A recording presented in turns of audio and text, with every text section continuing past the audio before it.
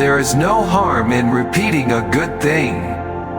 Truth is the beginning of every good to the gods, and of every good to man. Knowledge without justice ought to be called cunning rather than wisdom. The first and greatest victory is to conquer yourself. To be conquered by yourself is of all things most shameful and vile. Wealth and poverty. One is the parent of luxury and indolence, and the other of meanness and viciousness, and both of discontent.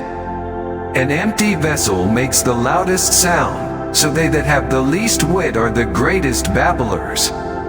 Opinion is the medium between knowledge and ignorance. If a man neglects education, he walks lame to the end of his life. All men are by nature equal, made all of the same earth by one workman. Books give a soul to the universe, wings to the mind, flight to the imagination, and life to everything. The measure of a man is what he does with power. The direction in which education starts a man will determine his future in life. Opinion is the medium between knowledge and ignorance.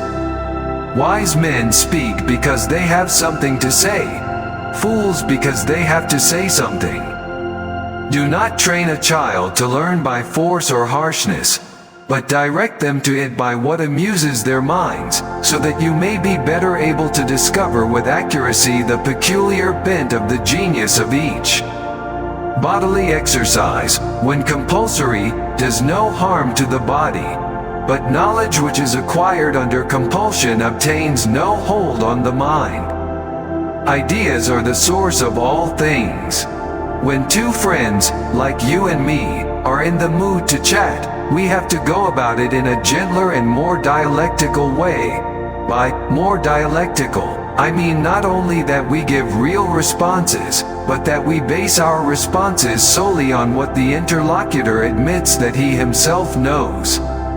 Knowledge becomes evil if the aim be not virtuous. A library of wisdom is more precious than all wealth, and all things that are desirable cannot be compared to it. Whoever therefore claims to be zealous of truth, of happiness, of wisdom or knowledge, must become a lover of books. No one is more hated than he who speaks the truth. And what, Socrates, is the food of the soul? Surely, I said, knowledge is the food of the soul. The untrained mind keeps up a running commentary, labeling everything, judging everything. Best to ignore that commentary. Don't argue or resist, just ignore. Deprived of attention and interest, this voice gets quieter and quieter and eventually just shuts up. False words are not only evil in themselves, but they infect the soul with evil. Writing is the geometry of the soul. Necessity is the mother of invention.